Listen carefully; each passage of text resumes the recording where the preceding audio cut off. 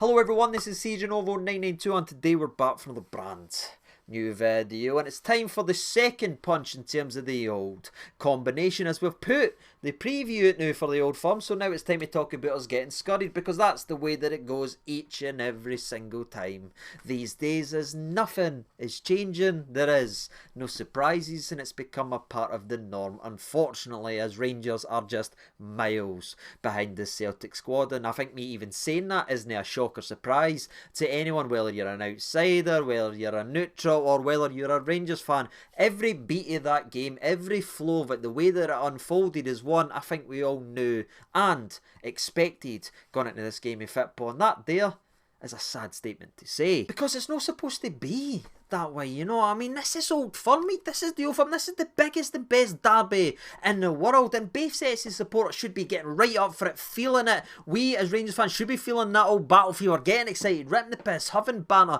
being buzzing and expecting this and wanting to see this.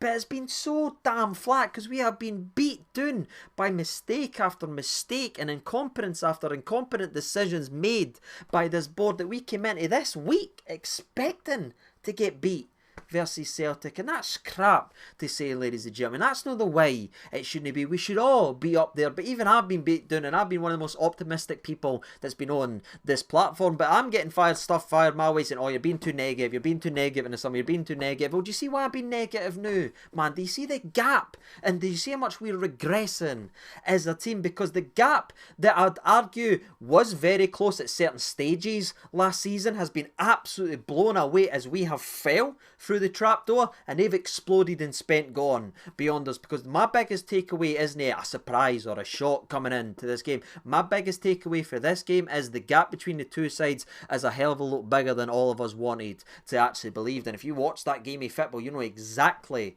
what I'm talking about. And I'm not even just talking about on the part, because again, as a football fan, we should be able to have banter, we should be able to take the piss, but I can't go into these games expecting much for this current crop of Rangers players, because there's not one area or department of our team that I think's actually better than Celtic now. Years ago, maybe when Morelos and Kent and everything like that, Tavernier was playing really well and everything like that, we had McGregor, we had players there, I say, right, he's good, he's getting, but now you're looking at it, is Kasper Schmeichel better than Butland? Aye. He is. Is Celtic's defence better than ours? Aye. Is the Celtic midfield, do we really need to go into it? Callum McGregor is waltzing through these games every single time, strolling it. And this is a Celtic midfield that sold a player for £30 million, yet brings in, tweaks a little things, and then just walks and has our entire midfield chasing shadows throughout the game. Of football on the attack is much better than us as well. And I've talked a lot about Old Firm, right? And I've seen, as much as I've seen Otis in my entire life, I have never seen this type of battle between the likes of Maeda and Tavernier. I've never seen it before, because I've never seen it so one-sided in one person's favour that he constantly bullies each and every single time there's an Old Firm. And I'm using the word bully because what Maeda does to Tavernier every Old Firm is absolutely shameful. If he keeps playing like this, he's going to end up in the Celtic Hall of Fame, because Maeda is cooking him each and every single time, over and over again. And Maeda scores again as Tavernier is actually sleeping. And then you get to the striking position, the likes of Kyogo, who scored what, like 8 goals now in the last 11 Old Firms. That's where they are. That's their level. That is what they hold themselves up to, where we worship guys and hero worship guys who scored what, 3 goals in 26 Old Firms. The standards and the regression of where we are as a football club is heartbreaking to actually look at. And again, for me, the thing that I took away is the gap between the two sides is as big as it gets, and it's as big as it's been since Gerrard first came in the door and started chipping away and chipping away and chipping away at the squad. That's where I take it back to, you know, after year, Gerrard putting stuff into place, building and developing player to the point that we went ahead and won a league title. That's when we should have put the fit down. That's when we should have done, but we never backed him with free signings and loan signings and duffers here. Gerrard ended up leaving, and ever since it's been expensive mistake after expensive mistake, and this board has took us nowhere but backwards. And again, that gap that we fought so hard for year after year from the depths of Scottish football, getting back to that has now been blew out the water again. Because one thing you can say now about this Celtic squad, they've learned for their mistakes, where maybe they stayed still after winning year after year, which maybe helped us with the development and closing in that actual gap. Well, now they're putting their foot down, they're spending the money to not only strengthen their 11, but strengthen their 18, and they flexed that the day, and didn't for once think it was a coincidence that Brendan Rodgers subbed on all the new signings versus us in that game. That's a wee statement to show where they are, and we keep coming up with these crappy excuses and crappy mistakes and coddling players. And again, for me, when you look at it, all the coddling and the protection, they need 4 new pair of curtains before they can play in a game. I just look at it as men versus boys. Our centre half's gone a bit, look at my lip. My lip's bleeding, referee, got booked. Whilst their centre forward has gone ahead and scoring goals and celebrating once again. It's a shame, ladies and gentlemen, but that's how I feel about it. The gap is just getting bigger between the two sides, and that is a real worry because, again, we keep relying on players that cannot take us to where we want to go. And again, where we've talked about the board, which again there is pure incompetence there, changes need to be made. I know there might be Rangers men or Rangers women and they might love this club, they might be trying their best, but they're not good enough. I love this club and I would try my best, but I'm not saying I'm good enough to play there, so they shouldn't be in there making massive decisions in a football club. We need professionals and experience of running a club the size a Rangers football club. Not just saying, do you like Rangers? Aye, well, you're hired, here's some money to throw somewhere else. Go and build some random building instead of strengthening the Rangers squad. We need actual improvements off the park, but I want to talk about just slightly off the park, and again talk about Phil Clement, as we've kind of touched on him a little bit so far in the actual video. But for me, they also beat us in that department, as I think Brendan Rodgers coached them in circles once again. And I didn't want to be saying that. I like Clement as a guy, but at what point can we actually start talking about it? I know he's been handed a very difficult hand, ladies and gentlemen. He's having to spin a lot of plates, and he's having to deal with the fallback of this incompetence board, making silly mistakes, paying too much wages, the failings that's been there from previously sacked managers. I know he's pushed up against the wall, and I know he's been handed a difficult hand. But I'll tell you what I don't know, and that is our style of play. I don't know what formation we want to go. I don't know what we're asking these players. And truthfully, I don't see where the improvements are actually coming regarding structure and shape. Because even if you line up the biggest duffers in the world, you can still set your team up, keep a shape, keep a formation, and keep that style of play. But we didn't have anyone. It's just everyone running everywhere and trying to put pressing. Yes, the press did look good for 6 minutes at Parkhead, but it's so easy to counter. It's so easy to rip up, and it's been that way not only just this season versus Celtic, but through all our games.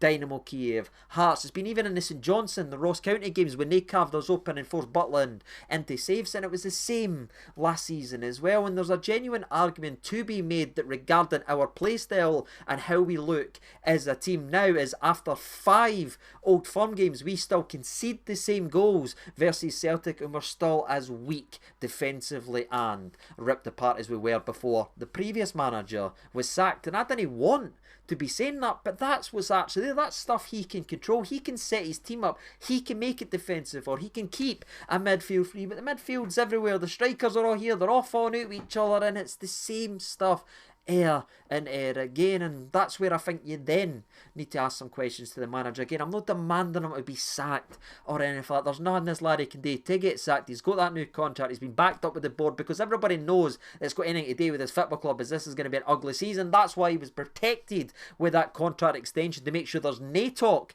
of sacking him by the time we actually get to Christmas. Let's be adults, we knew what that was, you know what I mean? That's just saying, right, he's our guy, and I certainly hope he is, and hopefully he does eventually get his 6 that he wants from regarding free agents, and I hope he does get some of these players. I know he's been rejected, but I just want to see some improvements on the park, and at least strengthening what our weaknesses were when we were getting beat time and time again in these games and not being good enough. I want to see our weaknesses under the previous manager become our strengths under Clement, but for me it's just mere of the exact same stuff, and that's infuriating. Still pish defensively, still no midfield control in these games, and still absolutely barking at set pieces.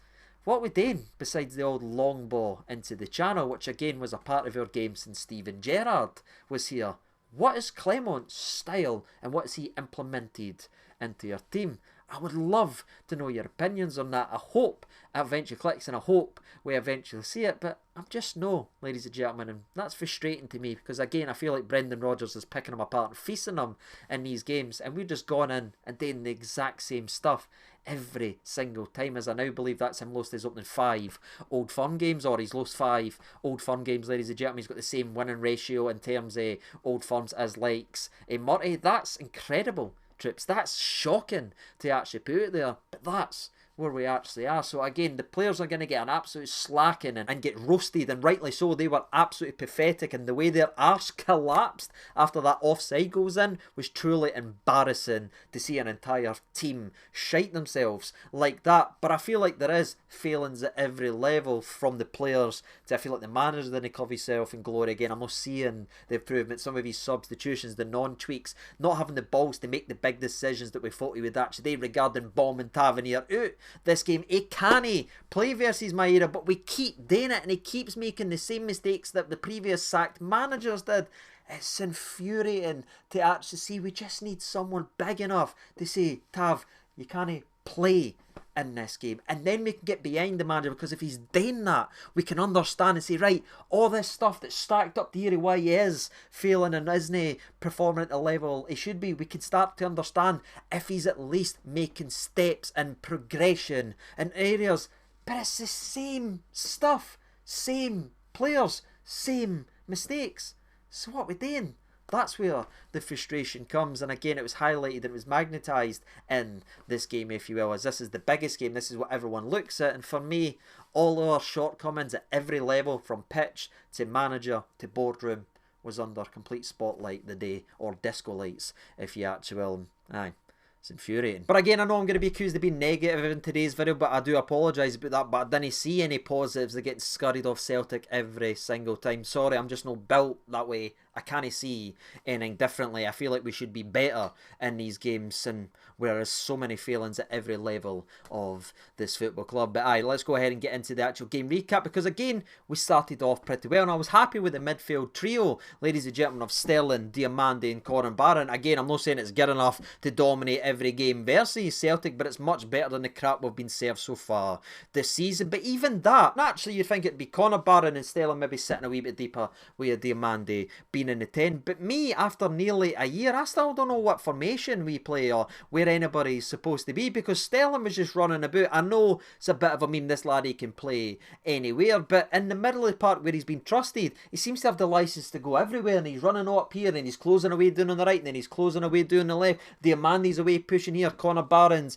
away pushing here, and that's when you have to step back and say, what is the organisation? What does Clement want for these players? Because the second the press is broken, which Celtic, after 10 minutes of looking a little bit nervy and nearly conceding 2 goals that would eventually been offside right enough, but they did look nervy. But once they figured it out and once things were calmed down, they went, oh, we just need to make one pass and we take the entire Rangers midfield, who's supposed to be a free, that's scattered and nowhere the shop. This is at Parkhead.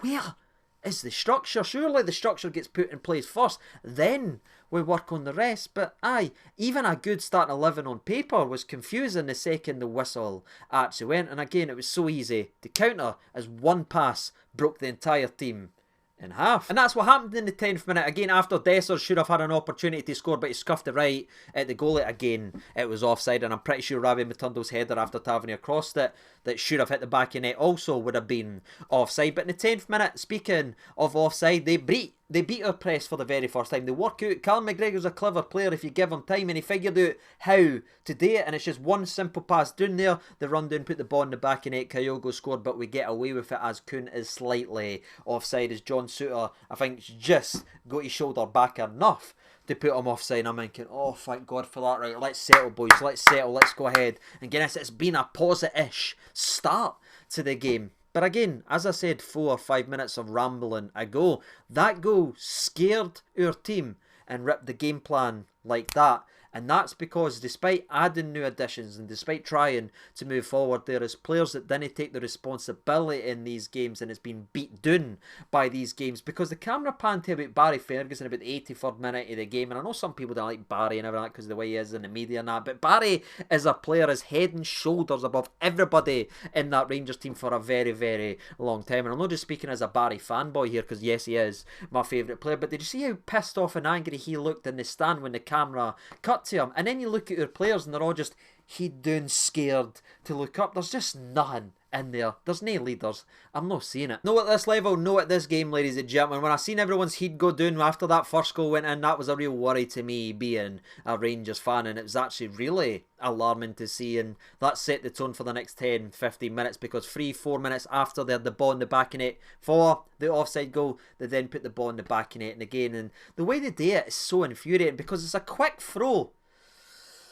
Woosah, ladies and gentlemen. By the way, anybody that's watching has got anything to do with Rangers, Celtic take quick set pieces and quick throws. You know, they've been doing it for 4 years. Maybe someday could actually tell the players and work on it, because one quick throw takes out 3 Rangers players, and Rabbi Matondo is absolutely terrified of Alistair Johnson. I don't even think I mentioned Rabbi Matondo yet, but he's terrified of Alistair Johnson. Never takes him on, and he's scared to get stuck in him. I'll say it how. I don't care about anything else. You know what I mean? I don't need to peas or anybody pulls my strings. I say it how I feel that I see the game, and he is scared of that laddie. Doesn't get anywhere near him. He tries to put on it there. Maybe he is carrying or that. But Alistair Johnson whips the ball into the mixer. It falls to the back post where Proper ends up falling over, and Tavernier sleeping at the back post again, where Maeda slaps it in to the back of net. Now again, you could say, oh, he's been unlucky because Proper fell. Well, that's when you actually mark your man and then he fall asleep at the back post. Rabbi, Proper, Tav, all brutal in that occasion. And it's 1-0 to Celtic, and aye,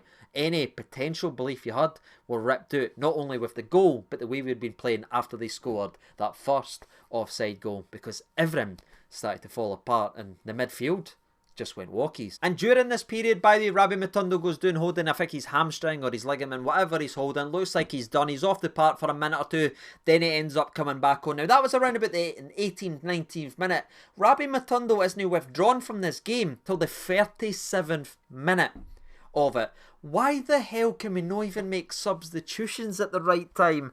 Ladies and gentlemen, we're playing at Parkhead versus Celtic. We're 1-0 down. We can't afford to play with passengers that can't run or move. But it's the same pish we've seen with Hefty on the booking versus Dynamo Kiev. We didn't make the right decision. Clement doesn't make the call there. We've seen it with Oscar Cortes, who was clearly carrying versus Hearts, being allowed to come out as Clement doesn't sub him off. And he does the same right here again as Rabbi is limping and walking about for 15 minutes before he's withdrawn. That's where I start to look at the man and say, like, what's going on? I know this and I know this, ladies and gentlemen, but that's well within his control. Sub off the boy who's injured, please. But during this mess of a period where again we were absolutely barking in every area, the midfield was aware. Diamande looked like Clement had threw the boots to some Celtic fan in the crowd and said, you want to come and play 10 minutes? Diamande looked done. He was like falling out of the place, wasn't tracking men. Celtic should have the ball in the back of it as it sort of ricochets out to Kuhn, who then plays it in to Hatate, who again is peeled away from Tavernier, who's got no idea nobody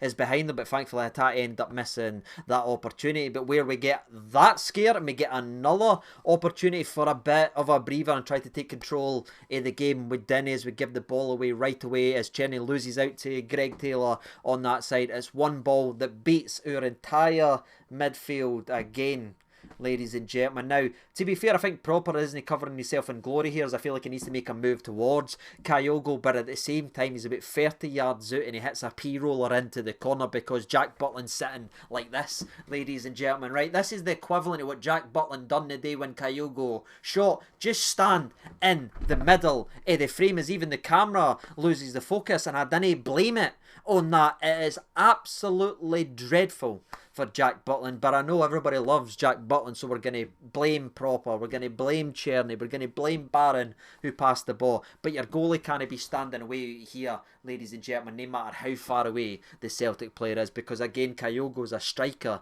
that when he gets the opportunity, shoots. He's punished us enough, but clearly not enough for us to learn our lesson as we leave him wide open, and then our goalie just lets it run in to the corner. Dreadful for Jack Butland. It's got to be said. Now, they do have another opportunity to score, but thankfully John Suter is there to actually do a vital block round about the 44th minute. But aye, that's it for half-time. We ended up getting in at half-time, and again, the only surprise in the entire first 45 minutes is the fact that it's only 2-0, because it was 2 going on 3 or 4 at least at that half, and we're thinking, right, we must make some tweaks and changes now. We must try and do something different, because this formation we're trying, this setup we're trying, Celtic are literally picking it to part. But did we make any tweaks? Did we make any changes? Nah. And honestly, when I was sitting at half time, I was just saying to myself, right, there is so many glaring weaknesses here, but you could make a statement and maybe inject the squad to scare a bit of life. Actually, and I'd have took Tavernier off at half time as well and brought on Nervy. I know he's just in the building and all that, but defenders know how to defend, or they should, ladies and gentlemen, and I'd have took Tavernier off at half-time. Again, no is the biggest problem in the squad and all that, but it's a statement to the rest of the players that actually need to perform. But when we allow struggling players to play week in and week out and perform and be a weakness every single game, there's no wonder there's no fear of these bad players losing their spot. There is absolutely no repercussions for playing bad, because there's nobody else apparently to play, even when there is. But it's got to be said, despite all the negativity, Ross McCausland was a brilliant slide challenge on Bernard that actually gives Dessers the opportunity to run in the box and shoot, or pass the Cherny, who's wide open for a free shot on goal. But Dessers does what he usually does versus Celtic and makes the wrong decision with an absolutely dreadful shot. And I thought he was really poor again today. I know we've tried to get all hyped up, we're trying to send positive vibes and manifest, but Carter-Vickers wore him like a pair of jammies again. He's sitting down, oh my lips here, oh he's fouled me. It's an old firm, man. Just grow up. That's what it feels like when you watch our team. They've got men in their team. We've got daft wee boys. It's gone, oh my face, oh I want this. It's so embarrassing and annoying. But that's a perfect summary of the two differences in the side. Carter-Vickers just dominating Dessers, and Dessers wanting fouls for actually. I mean, Dessers ends up getting booked because he's telling the referee he's got a cut on his lip. I'd have booked him for his performance. But where that is frustrating, do you know what's more frustrating? Watching Maeda dominate our centre-halves in the actual air. No, if you miss the game and you think I'm being hyperbolic or you think I'm being dramatic, Maeda won every header from a set piece. Now, do you know why? Because we're setting up in this zone, because what, 6-7 years ago, somebody in a laptop put in statistic and a spreadsheet fired something out that zonal might work out well. Why not just have your centre-halves going header? Footballs, you know what I mean? The game is being over-complicated, and clearly we are a massive victim of it, as we're doing everything by the book, but the books must be done for dummies, as Maeda is dominating both Proper and Suter in the air and winning every single header. It's a shambles, ladies and gentlemen, but the two corners that Maeda does header to the back post for tap-ins, thankfully we get away with. Or that's two simple goals again, and he done it twice, back to back. Did we learn anything? Did we do anything different? Nah. The only saving grace was we didn't give him another corner, because they just allowed him to do it again. But the game's a bit more frantic now. We're trying to create some opportunities. Jeffy goes down the left-hand side, whips in across, it falls to Suter around about 8 yards out. He has a shot, and to be fair, it's well blocked by Carter-Vickers. Nothing big Soapy could have done there. It was actually a good strike that he got on the ball. It bounces off Carter-Vickers, who's at the right place at the right time. Do you know why? Because he's a good defender. By God, I would love to have one, ladies and gentlemen. And after that, nearly... they're trying. One simple ball again, as Hefty ends up falling over the next time he takes a touch on the ball. Possibly a free kick, if I'm being honest. I think if it goes in, you're maybe looking at that, because it's very similar to the Lawrence one where we done it. I think it was at Ibrox where Dessers ended up scoring, but you know how Lawrence fouled him in the build-up? There's probably something actually in there. But anyway, Hefty gets fouled. It then gets played through. One ball beats our entire midfield and our defence. Kyogo goes one-on-one with Jack Butland, tries to chip the keeper, but this time, thankfully, misses. But again, if they score, are they going to peel it back to look at how they got the foul? Maybe, because it happened to us last year, so... I don't know. A frantic couple minutes then happened between the 61st and the 65th minute, as we had a couple half chances. Tavernier whips one into the back post that Ross McCausland tries to take with a left-footed volley that he sends expectedly to the scaffold in at the top. Parkhead. A couple minutes later as well, we get the ball down the left-hand side. Hefty puts it in to the mixer. It looks like it's fallen to Cherny. He's winding up to smash it into the back of net, but Ross McCausland throws a legs at it and it doesn't even get the shot anywhere on target. And again, I'm not trying to pick on the laddie, but when he's picked in these games. You've got to talk about the chances. He's got to leave that for Czerny, who looked absolutely infuriated as he's clearly shouted for him to leave it, or shouted it for it to be his, and he's took it off his taze, and he looked disgusted with it, and that's just where we are. You know what I mean? Even when we do something right, the last part is always wrong. Jack Butland in the 65th minute actually remembers his hands with a fantastic saves down to his left hand side, which again would have dispelled any rumours that he can't dive down there with a fantastic save. But again, we remember the first goal in the first half where his positioning was completely all wrong. Brilliant save there, as that one probably should have ended up in the back of net, as it's a low cross, proper throws a leg at it. It looks like it's gone in, but that's a world class save. But then you'll remember the Kyogo goal and you'll be like, how does he save that? It is what it is, ladies and gentlemen, and that's where we are. And unfortunately, we need to talk around about the 75th minute now as a perfect summary of where we are again as a team versus where they are. The 75th minute, we hit a counter-attack. Kyogo, who's their starting striker, as you know, that's played 75 minutes, makes a 65-yard sprint to stop a counter-attack for Rangers. Actually goes in and helps. And from that, 65 yards, ladies and gentlemen, comes back, wins the ball. From that possession, they end up playing out to McGregor, whose shot is, yes, deflected into the back of net. It's obviously a bit lucky, but at the same time, you make your own luck, and it was a player on their end, at the striker, that's made that level of a sprint effort because it matters that much, despite being 2-0 up with like 15 minutes to go. That's their work rate, that's their desire, that's how hungry they are for success, yet we've got to watch slow jogging at the back, or what's supposed to be your man? Who's marking him? All the excuses, or the pandering, or the walking. Yet that's how they're drilled in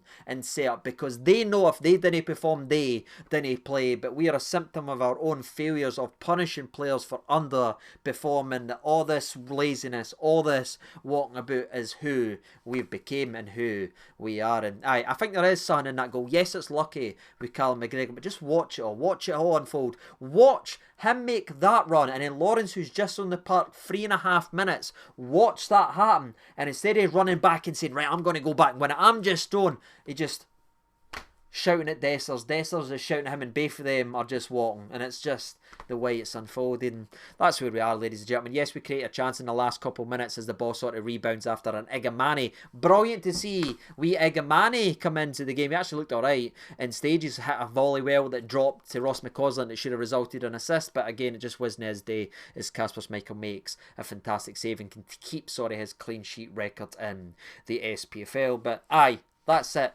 ladies and gentlemen. It truly was men versus boys. I think that's the easiest way I can actually break it down, and maybe the way I should have summed it up right at the very start. We're just a poor side, ladies and gentlemen.